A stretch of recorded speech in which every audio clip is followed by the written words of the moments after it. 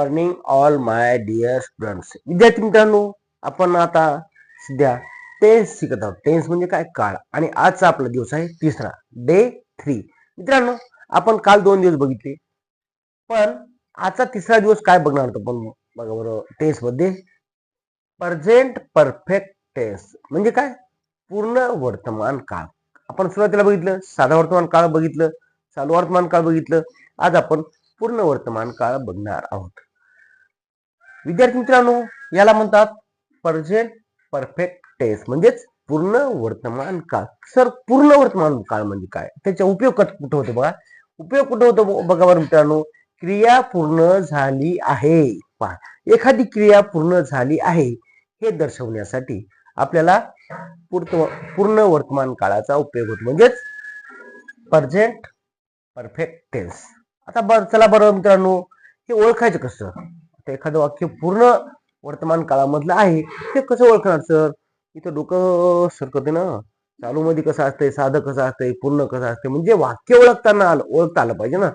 बघा बरं, मराठी वाक्याच्या शेवटी पहा, मराठी आपण बोलतो ना मराठी भाषेमध्ये, तर त्या वाक्याच्या शेवटी काय येतं?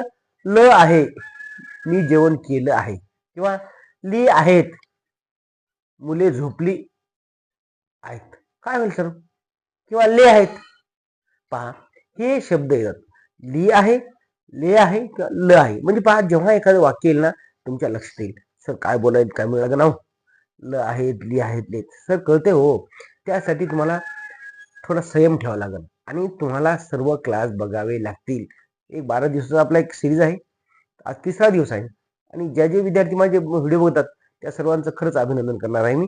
कारण त्यांनी जर हे 12 दिवस कंटिन्यू बघितले तर तुम्हाला टेन्स मधला एकही असा क्वेश्चन राहणार नाही की तुमच्या मनात प्रश्न राहणार नाही, सर मला आता हे जमत नाही म्हणून. तुम्ही कमेंट करत सर मला हे जमत नाही.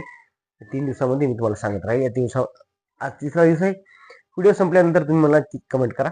बघा बरं, याची वाक्यरचना काय सर? सब्जेक्ट प्लस हॅव किंवा हॅज. पहा, दोन गोष्टी आहेत, हॅव किंवा हॅज. आता पहा, हॅव कधी घ्यायचं, हॅज कधी घ्यायचं मी तुम्हाला पुढे सांगतो. प्लस वर्बचा तिसरा फॉर्म, इट, एट, इटन आहे का नाही? इटिंग. पुढे पुढे चालू. पहा, इट, इट म्हणजे खाणे, एट म्हणजे खाले, इटन आणि इटिंग किंवा इट्स. म्हणजे हे 4-5 फॉर्म असतात. पण मित्रांनो, आपल्याला इथे या ठिकाणी पूर्ण वर्तमान काळामध्ये क्रियापदाचा तिसरा फॉर्म घ्यायचा. कितवा घ्यायचा आहे? तिसरा. बघा आता सांगितलं इट, एट, इटन आणि eat, ate, eaten, eating, eats असं पुढे झालं.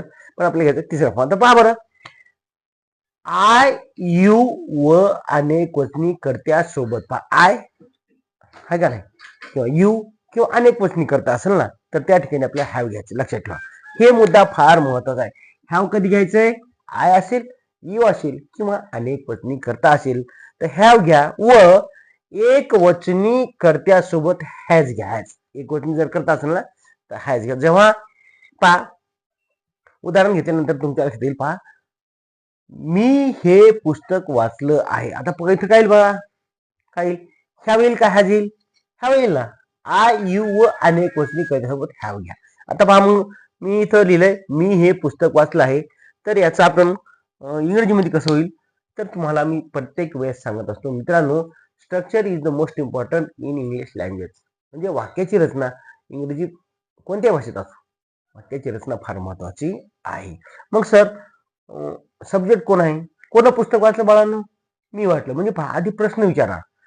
इथं प्रश्न विचारा की कोण पुस्तक वाचलं? मी पुस्तक वाचलं आहे. म्हणजे काय आला? सब्जेक्ट कोण झाला? करता झाला मी. म्हणजे आपण सुरुवातीलाच घेणार आपण या ठिकाणी आय. नंतर मी वाक्यरचना काय केली पहा, शेवटीचा, नंतर 2 नंबर, नंतर 3 नंबर, अशा प्रकारचे तुम्ही अगोदर वाक्याची रचना करा. म्हणजे तुम्हाला लक्षात येईल की सर मग काय घेणार? सब्जेक्ट. मग हॅव घ्याव का हॅज घ्याव सर? आता सांगितलं मी, आय असेल तर घ्यायचे, हॅव घ्यायचं. मग काय घेणार इथं? I have. लक्षपूर्वक पहा, काळजीपूर्वक पहा, आपल्या डोक्यावर ठेवा. काय आता नंतर घेणार? रीड म्हणजे वाचणे, रीड, रोट. आता पहा, मग सर होपचा तिसरा फॉर्म वाचण्यासाठी काय येते? सांग बरं, काय येते? रीडच येते ना. I have read. काय वाचलं? A book. म्हणजे किंवा काय म्हण, आता अ बुक म्हणजे एक पुस्तक नाही, पण हे म्हणाली ती हे म्हणजे काय येईल मग, धिस येईल ना, धिस बुक. पहा मित्रांनो, या ठिकाणी अ आला असतं तर एक पुस्तक असलं तर एक अ आलं असतं, परंतु इथं धिस सांगितलं मी आता पहिले, this. I have red a this book. आता बरं त्याला मी काय केलं बघा बरं, काय केलं असं मी सुरुवातीला, पहा सब्जेक्ट घेतला सुरुवातीला, सांग काय म्हणलं, हा बरोबर आहे, इथं सब्जेक्ट घेतला बरोबर आहे, सब्जेक्ट नंतर शेवटचा हॅवला एक नंबर इथं घेतला. आता हे उलटा क्रम पुन्हा सुरू घ्यायचा, नंतर हे 2 नंबर घेतला, 2 नंबर काय घेतलंय, वर्बचा तिसरा फॉर्म घेतला, आणि 3 नंबरचं काय, दिस बुक, हे 3 नंबर. पहा subject 1 number, 2 number, 3 number, subject मराठीमध्ये 1 2 3 उलट क्रमाने आहे मराठीमध्ये, मग तेच आपल्याला सरळ करायचंय इंग्रजी भाषेमध्ये. लक्षात आलं. आता पुढचं वाक्य घेऊ आपण.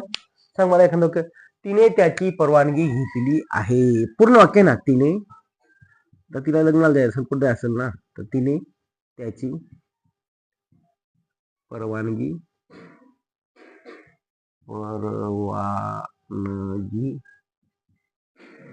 घेतली आहे. आता मित्रांनो या ठिकाणी पहा, हे वाक्य पूर्ण वर्तमान काळातलं आहे, पूर्ण वर्तमान काळ. मग सर फटाफट नंबर द्या. Who is subject in this sentence, सांगा कोण आहे सब्जेक्ट, ही आहे ना, तिनं, म्हणून सब्जेक्ट झाला. मग शेवटी जायचं, कुठं जायचं बाळा, कुठं जायचं, शेवटी. आहे साठी काय, हो क्रियापद आहे ना, मिळालं 1 नंबर. नंतर जो आहे ना मित्रांनो, जे सहाय्यकारी क्रियापद आहे, कोणतं आहे, आता हे काय घेण्याला आपण काय म्हणतो, टेक म्हणतो ना, पण या ठिकाणी 2 नंबरला लिहित असताना वर्बचा आपल्याला तिसरा फॉर्म घ्यायचा आहे. काय घ्यायचं बाळा, वर्बचा तिसरा फॉर्म घ्यायचा, आणि नंतर घ्यायचं हे 3 नंबरला त्याची परवानगी. आता मग वाक्य कसं होईल मित्रांनो, सांगा बरं. सुरुवातीला सब्जेक्ट घ्या, सब्जेक्ट कोण आहे, होई सब्जेक्ट, तिनं आपण काय म्हणतो, सी म्हणजे तिनच म्हणजे सी, लक्ष द्या, सी. नंतर आय साठी येईल, एम येईल का, इज येईल का, आर येईल, सांगा. इथं काहीच येणार नाही, एम इज आर, पण इथं काय येणार आहे बघा, ती असल्यामुळे इथे काय सांगा, कर्त्यासोबत हॅज वापरावे, एक वचनी करता जर असेल पुढचा, तर काय वापरायचं आपल्याला, हॅज. C has. आता घेतल्या, टूक म्हणजे घेणे, पण टूक, टेक, टूक, टेकन म्हणजे काय होईल, इथं वर्बचा तिसरा फॉर्म होईल टेकन, TAKEN, टेकन. कोणाची परवानगी घेतली, सांगा, हीच परमिशन, त्याची परवानगी ना, हीच परमिशन, PRMISSION, परमिशन म्हणजे परवानगी. पहा मग काय केलं सर, बघा बरं इथं मुलांनो, लक्ष द्या इथं पटापट. आता मी सुरुवातीला घेतलं सी, हे झालं सब्जेक्ट. नंतर आय साठी काय घेतलं आपण, काय घेतलं सांगा, हॅज, राईट, नंबर 1 दिला. नंतर टेकसाठी वर्बचा तिसरा फॉर्म 2 नंबरला काय घेतलं, वर्बचा तिसरा फॉर्म घेतला. नंतर काय घेतलं मला सांग, मला काय घेतलं, सांग, सी हॅज टेकन, 3 नंबरचं हीच म्हणजे कोणाची परवानगी आहे, त्याची, म्हणून आपण ही एकच येते, हीच परमिशन. हे झालं 3 नंबरचं शब्द, त्याची परवानगी लिहून ठेवलं बघा. सब्जेक्ट 1 नंबर, आहे साठी हॅज घेतलं, नंतर घेतलीसाठी वर्बचा तिसरा फॉर्म टेकन, आणि त्याची परवानगी म्हणजे 3 नंबर. आता एक शेवटचं वाक्य घेऊया आपण, चला फटफट सांगा. तुम्ही पण काय करा मित्रांनो, असे वाक्य तयार करा, एखादं पूर्ण वर्तमान काळातलं वाक्य तयार करा, मराठी भाषेतल्या, इंग्रजी भाषेतल्या, आणि कुठं हॅज घ्यावं, कुठं हॅव घ्यावं, याबद्दल समज असेल तर मला संपर्क साधा. पहा, उशीखाली मला 10 रुपयाची नोट सापडली आहे. पप्पा किती, पहा उशीखाली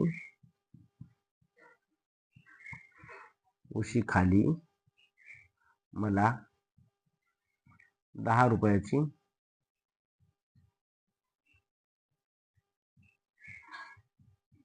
नोट सापडली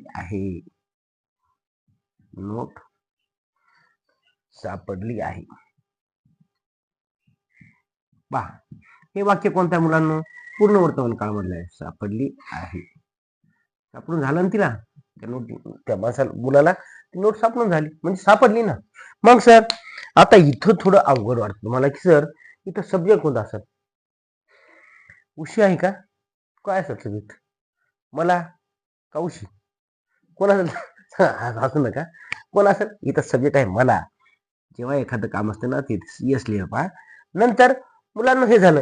मग आता आपल्याला कुठे जायचं आहे? 1 नंबर कोणाला द्यावं सर? कोणाला द्या सर? शेवटी आहे त्याला 1 नंबर दिला. मग आता 2 नंबर होपचा तिसरा फॉर्म सापडली.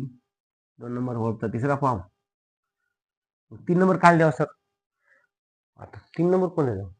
10 रुपयाची नोट येत आहे ना, एवढं वाक्य एकदाच लिहायचं. 3 नंबर. आणि 4 नंबरला खाली 4 आणि उशी 5. असं 5 असं नाही लिहायचं आपण. 5 असं लिहा म्हणजे ओळखत आहे. 5 असे लिहा. येस आहे ना, आणि 5 यामधला फरक कळण्यासाठी तुम्हाला मी दिलेलं आहे. आता वाक्य कसं होईल सर? आता वाक्य तयार कसं होईल बघा इथं फटाफट. वाक्य तयार करू नका तुम्ही. सब्जेक्ट कोण आहे? मी मला म्हणजे काय? बरोबर आहे आय. पण आय सोबत काय घ्यायचंय? हॅव. I have. 2 नंबर झालं. सापडलं काय म्हणतो आपण? काम ठेवा. फाइंड म्हणजे शोधणे, पण फाउंड. फाउंड म्हणजे सापडली. I found. F O U N D. I found. मग काय सर? 2 नंबर झाला. 3 नंबरला 10 रुपयाची नोट काय म्हणायचं? अ 10 रुपीज नोट. आता बघा एवढं अ 10 एक असल्यामुळे घ्यायचं बरं. अ 10 रुपीज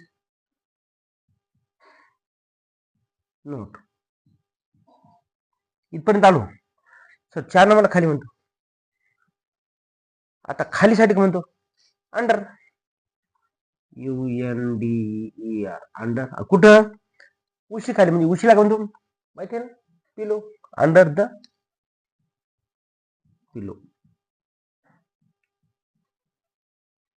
बघा कसं वाक्य तयार झालं सर. लक्ष द्या, पुन्हा एकदा सांगतो वाक्य कसं तयार झालं ते. एकदम सोपे आहे बरं. तुम्ही फक्त वाक्याचं स्ट्रक्चर, वाक्याची रचना ती लक्षात पाहिजे. सुरुवातीला घेतलं आय. कुठे एक सब्जेक्ट हे झालं सब्जेक्ट.